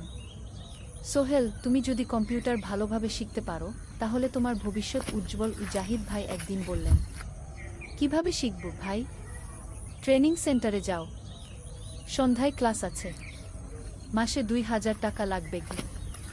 সোহেল ভাবল, ২,০০০ টাকা অনেক, কিন্তু এটা বিনিয়োগ, ভবিষ্যতের জন্য। সে একটা ট্রেনিং সেন্টারে ভর্তি হলো। সপ্তাহে ৩ দিন, সন্ধ্যা ৭:৩০ থেকে রাত ৯টা পর্যন্ত ক্লাস। কম্পিউটারের basic, MS Word, Excel, PowerPoint, internet ব্যবহার। একদিন অফিস থেকে ফেরার সময় সোহেল একটা দোকানে চা খেতে গেল। দোকানের পাশেই একটা ছোট্ট মুদি দোকান। সেখানে একটা মেয়ে বসে আছে। বয়স হবে ২০-এর কাছাকাছি। সাদাসিধে চেহারা, সাদা শাড়ি পরা, কিন্তু চোখে এক ধরনের দৃঢ়তা। ভাইজা, এক প্যাকেট বিস্কুট দেন কি? সোহেল বলল। মেয়েটা বিস্কুট দিল। 20 টাকা। সোহেল টাকা দিয়ে যাচ্ছিল, হঠাৎ মেয়েটা বলল, আপনি নতুন এসেছেন এই এলাকায়, তাই না? হ্যাঁ। 3 মাস হলো। কিভাবে বুঝলেন? আপনার চেহারা দেখেই বোঝা যায়। এখনও গ্রামের ছোঁয়া আছে। আর আপনি প্রতিদিন এই পথ দিয়ে যান। দেখেছি কি? মেয়েটা হাসল। সোহেলও হেসে ফেল। আপনি খুব পর্যবেক্ষক মনে হচ্ছে কি? জীবনে অনেক কিছু দেখেছি, তাই মানুষকে চিনতে শিখেছি গু। আপনার নাম? মিনা। এই দোকান আমার বাবার। উনি অসুস্থ, তাই আমি দেখছি গু। সেদিন থেকে সোহেল প্রায়ই সেই দোকানে যেতে শুরু করল। মিনার সাথে গল্প করত। ধীরে ধীরে তাদের মধ্যে একটা বন্ধুত্ব তৈরি হলো। মিনাও তার জীবনের গল্প বলল। মিনার মা মারা গেছেন যখন সে মাত্র 7 বছরের। বাবা আব্দুল হামিদ একা হাতে মিনাকে বড় করেছেন। মুদি দোকান দিয়ে সংসার চালান। মিনা কলেজে পড়ে, অনার্স 2nd ইয়ার। সকালে কলেজে যায়, দুপুরে ফিরে এসে দোকান সামলায়। বাবার হার্টের সমস্যা আছে, তাই ভারী কাজ করতে পারেন না। তোমার স্বপ্ন কি? একদিন সোহেল জিজ্ঞেস করল। গ্রাজুয়েশন শেষ করে একটা ভালো চাকরি করব, তারপর বাবাকে ভালো চিকিৎসা করাব। তুমি? আমিও চাকরি করে পরিবারকে ভালোভাবে দেখভাল করতে চাই। মা আর বোনকে নিয়ে শহরে আনব একদিন। দুজনেই নিজেদের স্বপ্নের কথা বলতে গিয়ে বুঝল তাদের স্বপ্ন অনেকটা একই রকম। 5ম অধ্যায়, বিপদ। 6 মাস কেটে গেল। সোহেল এখন আলী সাহেবের খুব প্রিয় কর্মচারী।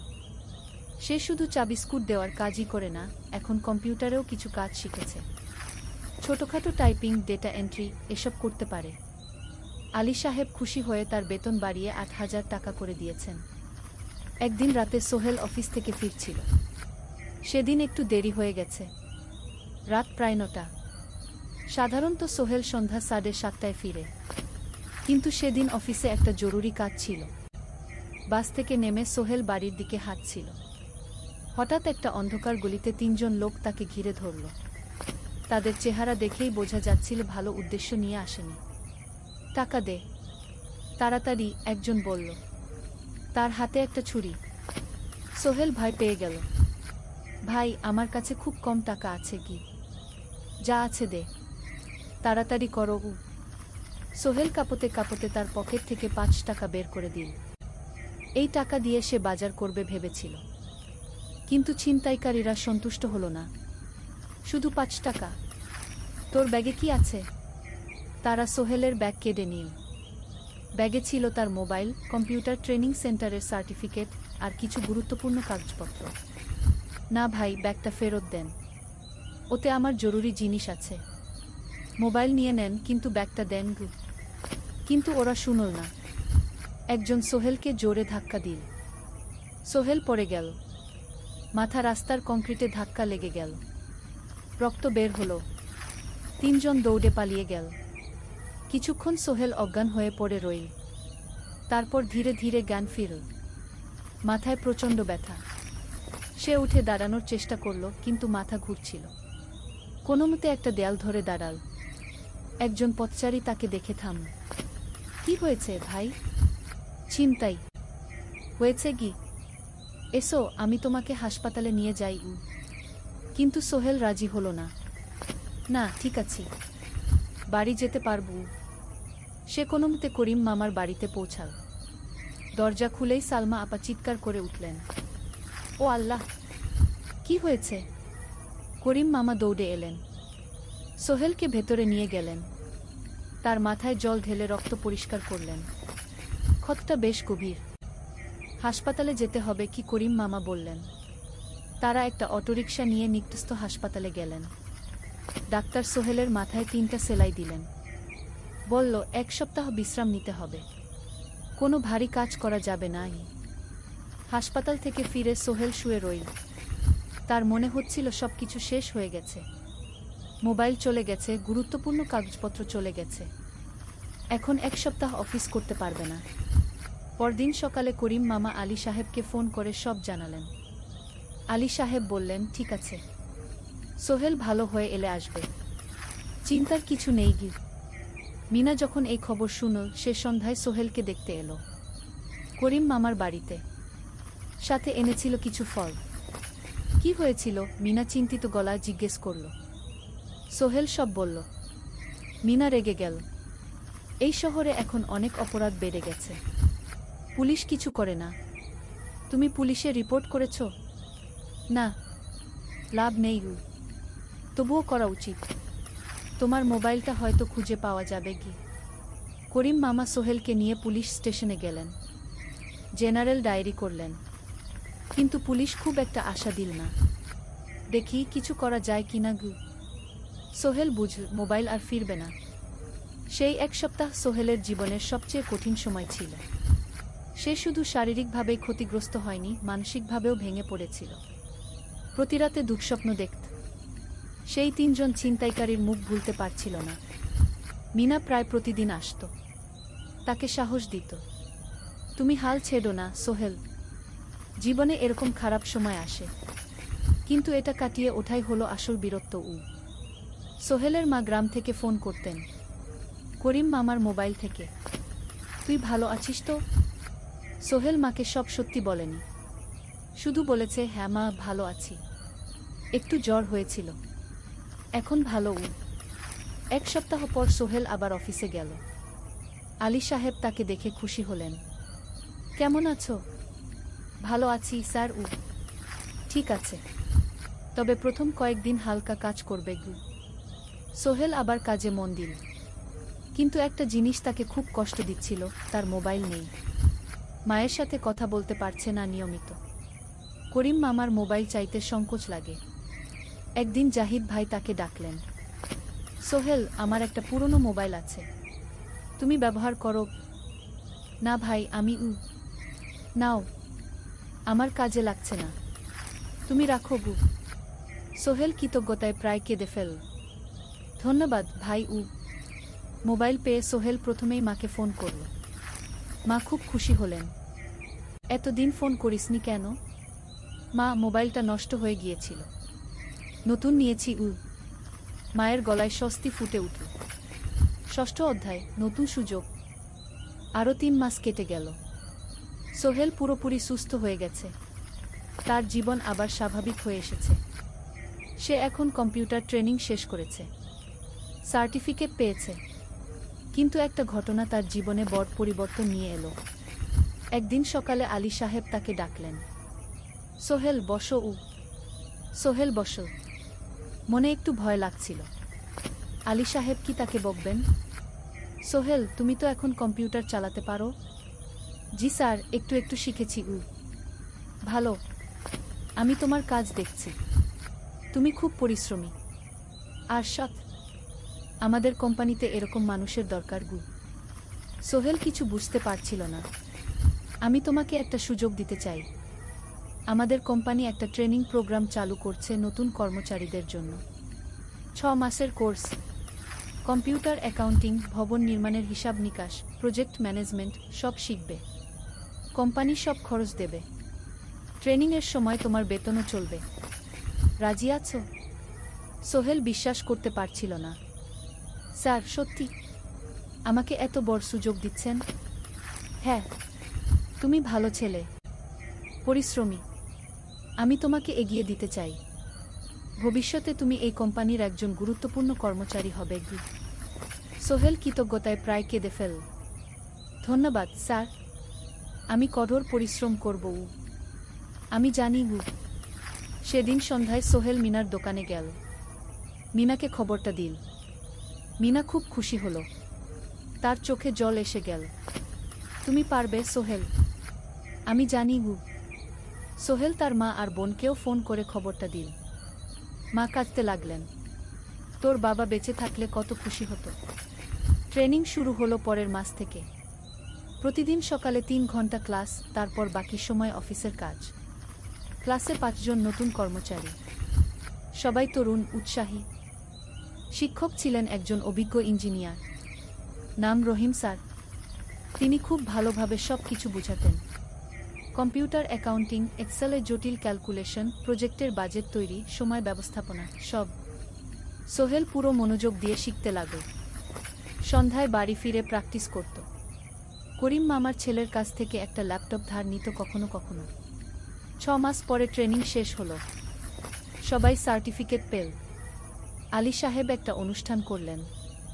সোহেল সেরা পারফর্মার হিসেবে একটা বিশেষ পুরস্কার পেল, 5,000 টাকা বোনাস। আলী সাহেব ঘোষণা করলেন, সোহেল, আজ থেকে তুমি আমাদের জুনিয়র অ্যাকাউন্ট অ্যাসিস্ট্যান্ট। তোমার বেতন 15,000 টাকা। সোহেল অবাক হয়ে গেল। 8,000 থেকে 15,000, প্রায় দ্বিগুণ। সেদিন রাতে সোহেল ঘুমাতেই পারল না। খুশিতে, উত্তেজনায় তার চোখে ঘুম নেই। সে ভাবল তার জীবন কিভাবে বদলে যাচ্ছে। 2 বছর আগে যে রিকশা চালাত, আজ সে একটা নামকরা কোম্পানির অ্যাকাউন্ট অ্যাসিস্ট্যান্ট। 7ম অধ্যায়, প্রেম ও প্রস্তাব। 1.5 বছর হয়ে গেল সোহেলের চট্টগ্রাম আসার। সে এখন একজন সফল যুবক। তার মা গ্রামে খুব খুশি। প্রতি মাসে সোহেল 10,000 টাকা পাঠায়। ছোট বোন ঋতু এখন কলেজে ভর্তি হয়েছে সোহেলের পাঠানো টাকায়। মায়ের চিকিৎসাও ভালোভাবে হচ্ছে। মিনার সাথে সোহেলের সম্পর্ক এখন আর শুধু বন্ধুত্ব নয়, দুজন দুজনকে ভালোবাসে। কিন্তু কেউ কাউকে সরাসরি বলার সাহস পায়নি। প্রতিদিন দেখা হয়, গল্প হয়, কিন্তু সেই একটা কথা বলা হয়ে ওঠে না। একদিন শুক্রবার ছুটির দিন। সোহেল মিনাকে বলল, আজ কি একটু ঘুরতে যাবে? কোথায়? পতেঙ্গা বিচ।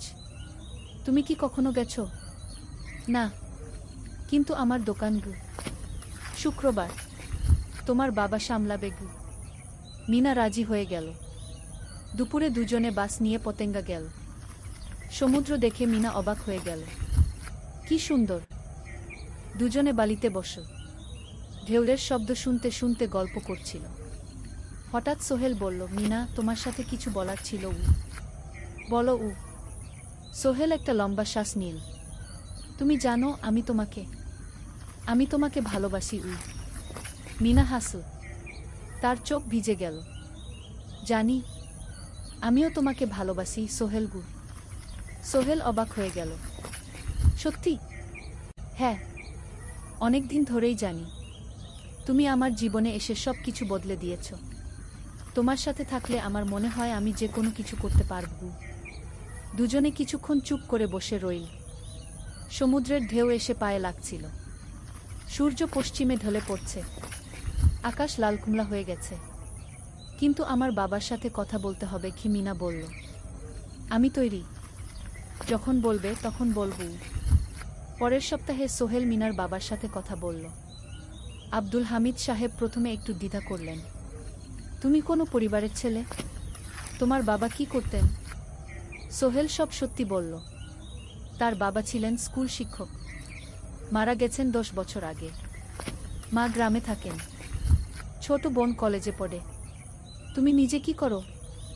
আমি আলামিন কনস্ট্রাকশন কোম্পানিতে জুনিয়র অ্যাকাউন্ট অ্যাসিস্ট্যান্ট। মাসে 15,000 টাকা বেতন। আব্দুল হামিদ সাহেব ভাবলেন। তারপর বললেন, দেখো মিনা আমার একমাত্র সন্তান। তার মা নেই। আমি একা তাকে বড় করেছি। আমি চাই মিনা একজন ভালো ছেলের সাথে বিয়ে হোক। তুমি দেখতে ভালো ছেলে মনে হচ্ছে, কিন্তু আমাকে তোমার মায়ের সাথে দেখা করতে হবে। তোমার পরিবারকে জানতে হবে। জি আঙ্কেল, আমি ব্যবস্থা করছি। সোহেল খুশিতে আটখানা। সে সেদিন রাতেই তার মাকে ফোন করল। মাকে সব বলল। মা প্রথমে অবাক হলেন, তারপর খুশি হলেন। মিনা মেয়েটা কেমন? খুব ভালো মা, তুমি দেখলে পছন্দ করবে। ঠিক আছে, আমি আর ঋতু আসছি চট্টগ্রাম। 2 সপ্তাহ পর সোহেলের মা আর বোন চট্টগ্রাম এলো। সোহেল তাদের নিয়ে মিনার বাড়িতে গেল। 2 পরিবার একসাথে বসল। মিনার বাবা সোহেলের মাকে দেখে খুশি হলেন। সোহেলের মা সহজ সরল ভদ্রমহিলা। আপনার ছেলে খুব ভালো, মিনা তাকে পছন্দ করে। আমিও রাজি। আব্দুল হামিদ সাহেব বললেন, আমার সোহেল সৎ ছেলে, মিনাকে খুব ভালোবাসে। আমি জানি ও মিনাকে সুখে রাখবে। কি সোহেলের মা বললেন। বিয়ের তারিখ ঠিক হলো 3 মাস পর। এই 3 মাসে সোহেল যথেষ্ট টাকা জমাবে। বিয়ে হবে সাদামাটা কিন্তু সুন্দর। 8ম অধ্যায়, নতুন পথ। 3 মাস কেটে গেল দ্রুত। সোহেল প্রতিদিন কঠোর পরিশ্রম করছিল। অফিসে তার কাজের প্রশংসা হচ্ছে। আলী সাহেব তাকে এখন ছোটখাটো প্রজেক্টের হিসাব দেখতে দিচ্ছেন। সোহেল তার সঞ্চিত টাকা দিয়ে বিয়ের আয়োজন করল। বিয়ে হলো মিনার বাড়ির কাছের একটা কমিউনিটি সেন্টারে। খুব বেশি লোক আসেনি, দুই পরিবারের আত্মীয় স্বজন আর অফিসের কয়েকজন সহকর্মী। কিন্তু অনুষ্ঠান ছিল খুব সুন্দর। সোহেল যখন মিনাকে বিয়ের পোশাকে দেখল, তার মনে হলো পৃথিবীর সবচেয়ে সুন্দর মেয়ে সে। লাল শাড়ি পরা, মুখে হালকা মেকআপ, কিন্তু তার স্বাভাবিক সৌন্দর্য ছিল আসল। বিয়ের পর সোহেল একটা ছোট্ট ফ্ল্যাট ভাড়া নিল। 2 রুমের ফ্ল্যাট, মাসে ভাড়া 5,000 টাকা। মিনা এখনও তার পড়াশোনা চালিয়ে যাচ্ছে। আরও 1 বছর বাকি গ্রাজুয়েশন শেষ হতে। সোহেলের মা আর বোন গ্রামে ফিরে গেল। মা বলে গেলেন, সোহেল, মিনাকে ভালো রাখিস। মেয়েরা অনেক ত্যাগ করে সংসার করতে গু। জানি মা গু। নতুন জীবন শুরু হলো। সোহেল সকালে অফিসে যায়, সন্ধ্যায় ফেরে। মিনা সকালে কলেজে যায়, দুপুরে ফিরে রান্না করে, ঘর গোছায়। সন্ধ্যায় দুজনে একসাথে বসে পড়াশোনা করে, গল্প করে, টিভি দেখে। জীবন সুন্দর ছিল, কিন্তু চ্যালেঞ্জও ছিল। মাসিক খরচ, ভাড়া 5,000, বাজার 3,000, বিদ্যুৎ গ্যাস 1,000, মায়ের জন্য 5,000, মিনার কলেজের খরচ 1,200। মোট প্রায় 14,000 টাকা। বাঁচত মাত্র 1,000 খানেক। কিন্তু সোহেল হাল ছাড়ল না। সে সন্ধ্যায় একটা কম্পিউটার ট্রেনিং সেন্টারে পার্ট টাইম পড়ানো শুরু করল। সপ্তাহে 3 দিন 2 ঘন্টা করে। এতে মাসে আরও 3,000 টাকা আসতে লাগল। মিনাও বসে থাকল না। সে বাড়িতে বসে কয়েকজন স্কুলের ছাত্রছাত্রীকে টিউশন পড়াতে শুরু করল। মাসে 2,000 টাকা আয়। এভাবে কেটে গেল 6 মাস। দুজন মিলে পরিবার চালাচ্ছে, স্বপ্ন দেখছে।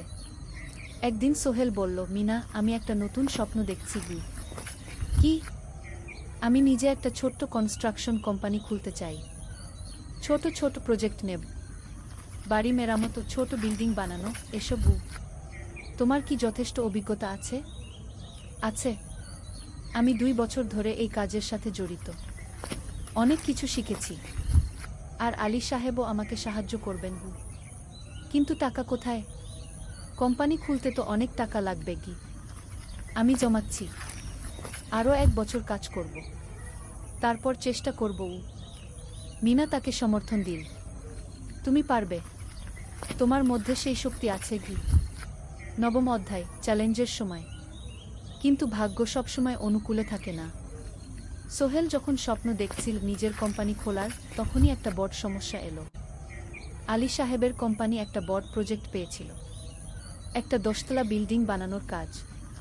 কিন্তু প্রজেক্টের প্রধান ইনভেস্টর হঠাৎ পালিয়ে গেল। তিনি কোম্পানির কাছ থেকে প্রায় 50 লাখ টাকা নিয়ে গেছেন, কিন্তু কাজ শেষ হয়নি। কোম্পানি বড় ক্ষতির মুখে পড়ল। আলী সাহেব অনেক কর্মচারীকে ছাঁটাই করতে বাধ্য হলেন। প্রায় 10 জনকে চাকরি থেকে বাদ দিলেন। বাকিদের বেতন কমাতে হলো। সোহেলকে আলী সাহেব ডেকে বললেন, সোহেল, আমি তোমাকে রাখতে চাই। তুমি বিশ্বস্ত কর্মচারী, কিন্তু তোমার বেতন কমাতে হবে। 15,000 থেকে 10,000 সোহেল মনে মনে চিন্তায় পড়ে গেল।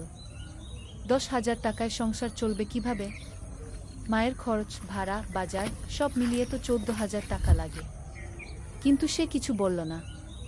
ঠিক আছে স্যার। বাড়ি ফিরে সোহেল মিনাকে সব বলল। মিনা চিন্তিত হয়ে গেল। এখন কি হবে? চিন্তা করো না, আমি পার্ট টাইম টিউশনির সময় বাড়াব। আর তুমিও বেশি করে টিউশন নাও।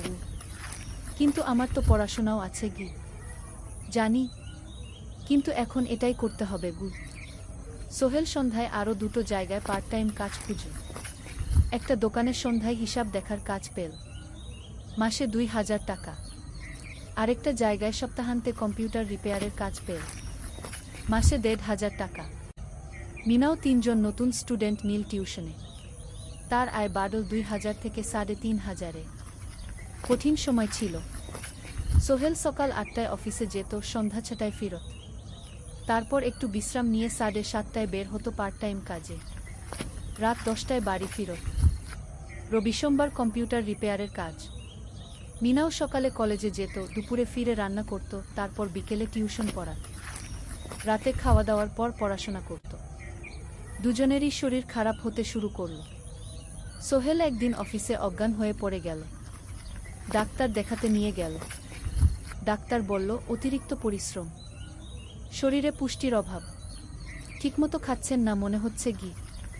সত্যি কথা, খরচ বাঁচাতে সোহেল আর মিনা অনেক সময় কম খেত। মাংস মাছ কিনত সপ্তাহে একদিন, বাকি সময় শাকসবজি ডাল। মিনা সোহেলকে বলল, আর নয় সোহেল, তুমি এভাবে নিজেকে শেষ করে ফেলছ। আমার পড়াশোনা বন্ধ করে দিই, আমি ফুল টাইম চাকরি করি কি। না, সোহেল জোর দিয়ে বলল, তোমার পড়াশোনা বন্ধ হবে না, আরও মাত্র 6 মাস বাকি, তুমি গ্রাজুয়েট হবেই কি। কিন্তু তুমি আমি ঠিক হয়ে যাব, চিন্তা করো না গে। কিন্তু পরিস্থিতি আরও খারাপ হলো যখন সোহেলের মায়ের অসুখ হলো, হার্টের সমস্যা। হাসপাতালে ভর্তি করতে হলো, খরচ 50,000 টাকা। সোহেলের হাতে এত টাকা কোথায়? সে করিম মামার কাছে ধার চাইল। করিম মামা 20,000 টাকা দিলেন, বাকি 30,000 টাকা সোহেল একটা এনজিও থেকে ঋণ নিল। সুদের হার মাসে 2%। মায়ের চিকিৎসা হলো, তিনি সুস্থ হয়ে গেলেন। কিন্তু সোহেল এখন ঋণের বোঝায় পড়ে গেল। প্রতি মাসে 3,000 টাকা করে কিস্তি দিতে হবে। সেই রাতে সোহেল আর মিনা বিছানায় শুয়ে কথা বলছিল। সোহেল বলল, মিনা, আমি মনে হয় ভুল করেছি, শহরে এসে বিয়ে করে তোমাকে কষ্টে ফেলেছি গু। মিনা তার হাত ধরল। না সোহেল, তুমি ভুল করনি। জীবনে এরকম খারাপ সময় আসে, কিন্তু এটা কাটিয়ে ওঠাই হলো আসল শক্তি। আমরা একসাথে আছি, একসাথে থাকব, সব কিছু ঠিক হয়ে যাবে। মিনার কথায় সোহেল একটু সাহস পেল। হ্যাঁ, হাল ছাড়া যাবে না। 10ম অধ্যায়, আলোর দিকে। 3 মাস পরে পরিস্থিতি একটু ভালো হতে শুরু করল। আলী সাহেবের কোম্পানি একটা নতুন প্রজেক্ট পেল, একটা স্কুল বিল্ডিং বানানোর কাজ। কোম্পানি আবার স্থিতিশীল হতে শুরু করল। আলী সাহেব সোহেলকে ডেকে বললেন, সোহেল, আমি তোমার কঠোর পরিশ্রম দেখেছি, খারাপ সময়েও তুমি কোম্পানি ছেড়ে যাওনি। আমি কৃতজ্ঞ। আজ থেকে তোমার বেতন আবার 15,000 টাকা। সোহেল খুশি হয়ে গেল। ধন্যবাদ স্যার। মিনাও গ্রাজুয়েশন শেষ করল, ভালো ফলাফল করল। সে এখন চাকরি খুঁজছে। একদিন মিনা একটা প্রাইভেট স্কুলে শিক্ষিকার ইন্টারভিউ দিতে গেল। ইন্টারভিউ ভালো হলো, তাকে নিয়োগ দেওয়া হলো, বেতন 12,000 টাকা। সেদিন সন্ধ্যায় দুজনে মিলে একটা ছোট্ট পার্টি করল। একটা বিরিয়ানি কিনো, কোমল পানীয় কিনো, দুজনে মিলে খেল। আমরা পেরেছি, সোহেল মিনা বলল। হ্যাঁ, আমরা পেরেছি গু। এখন দুজনের মিলিয়ে আয় 27,000 টাকা। খরচ চালানোর পর প্রায় 10,000 টাকা বাঁচে। সোহেল এই টাকা দিয়ে লোন শোধ করতে শুরু করল। পার্ট টাইম কাজগুলো ছেড়ে দিল, শরীরের যত্ন নেওয়া শুরু করল। আরও 6 মাস পরে সোহেলের কাছে একটা বড় সুযোগ এলো। আলী সাহেব একদিন তাকে ডাকলেন। সোহেল, তুমি কি নিজের ব্যবসা করতে চাও? স্যার, আমি তোমাকে একটা ছোট্ট প্রজেক্ট দিতে চাই, একটা 3 তলা বিল্ডিংয়ের কনস্ট্রাকশন। তুমি ম্যানেজ করবে, আমি শুধু সুপারভাইজ করব। লাভের 50% তোমার। সোহেল ভাবল, এটা একটা বড় সুযোগ, কিন্তু ঝুঁকিও আছে। যদি কাজটা ভালোভাবে না হয়? স্যার, আমি চেষ্টা করব, কিন্তু যদি ভুল হয়? ভুল হবে না, আমি তোমার উপর বিশ্বাস রাখছি, তুমি পারবে গু। সোহেল রাজি হয়ে গেল। এই প্রজেক্ট তার জীবনে টার্নিং পয়েন্ট হতে পারে। 11 অধ্যায়, স্বপ্ন পূরণের পথে। পরের 6 মাস সোহেল খুব কঠোর পরিশ্রম করল। প্রজেক্টটা ম্যানেজ করা সহজ ছিল না। শ্রমিক নিয়োগ, ম্যাটেরিয়াল কেনা, কাজের তদারকি, সময়মতো কাজ শেষ করা, সব দায়িত্ব তার। প্রথম 2 মাস খুব চাপের মধ্যে গেল। একদিন একজন শ্রমিক কাজ করতে গিয়ে আহত হল। সোহেল তাকে হাসপাতালে নিয়ে গেল, তার চিকিৎসার খরচ দিল। এতে প্রজেক্টের বাজেট একটু বাড়ল, কিন্তু সোহেল জানত এটা করা দরকার। আরেকদিন ভুল ম্যাটেরিয়াল ডেলিভারি হলো। সোহেল সেগুলো ফেরত পাঠাল, সঠিক জিনিস আনাল। এতে 3 দিন দেরি হলো, কিন্তু কাজের মান ঠিক রইল। মিনা তাকে সবসময় সাপোর্ট করছিল। সে এখন চাকরিতে স্থিতিশীল, স্কুলের বাচ্চারা তাকে পছন্দ করে, প্রিন্সিপাল তার কাজে খুশি। প্রজেক্ট শেষ হলো 6 মাসে, সময়মতো, বাজেটের মধ্যে। বিল্ডিংয়ের মালিক খুব খুশি হলেন। তিনি আলী সাহেবকে ধন্যবাদ দিলেন। আলী সাহেব বললেন, ধন্যবাদ আমাকে না, এই ছেলেকে দিন। সোহেল পুরো প্রজেক্ট ম্যানেজ করেছে। প্রজেক্ট থেকে মোট লাভ হলো 3 লাখ টাকা। সোহেল পেল 1.5 লাখ টাকা। তার জীবনে এত টাকা এই প্রথম। সে করিম মামার ঋণ শোধ করল, এনজিওর বাকি ঋণ শোধ করল। তারপর তার মাকে 50,000 টাকা পাঠাল। মা দিয়ে গ্রামের বাড়িটা একটু মেরামত করাল, বোন ঋতুর জন্য একটা ল্যাপটপ কিনল।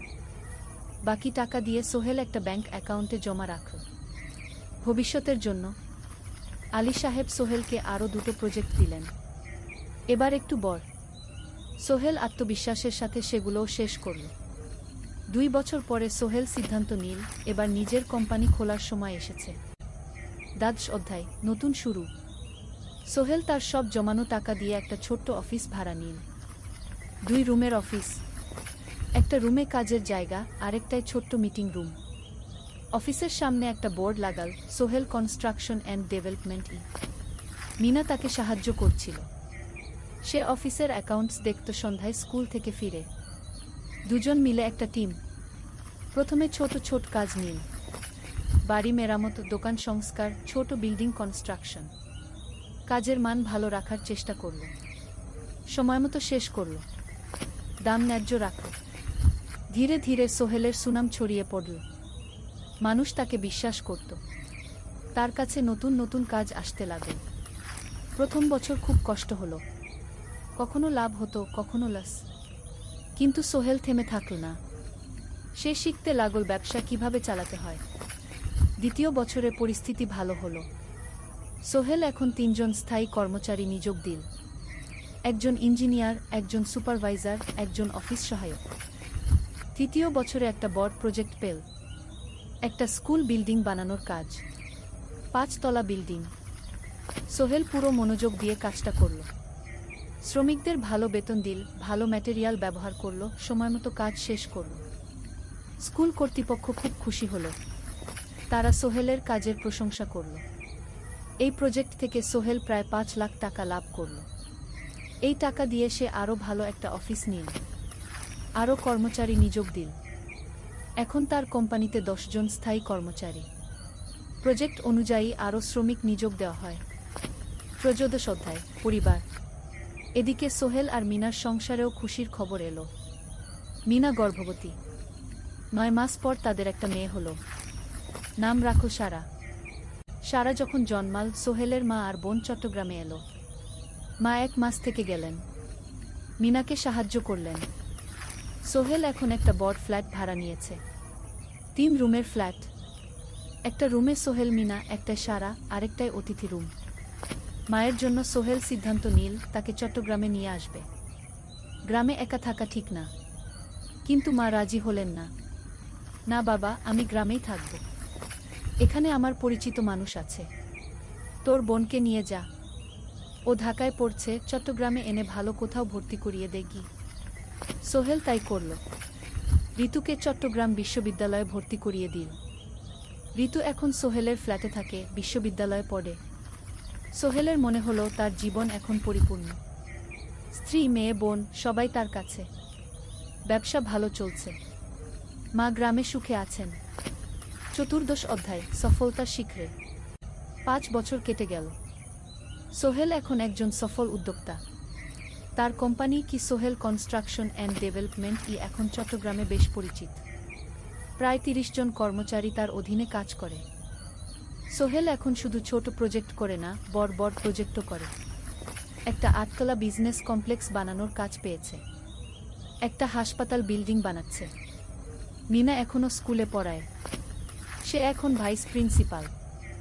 সাথে সোহেলের কোম্পানির অ্যাকাউন্টস ম্যানেজার। 2 জন মিলে ব্যবসা চালা। সারা এখন 4 বছরের। স্কুলে ভর্তি হয়েছে। খুব চালাক মেয়ে। ঋতু বিশ্ববিদ্যালয় থেকে গ্রাজুয়েট হয়ে একটা ব্যাংকে চাকরি পেয়েছে।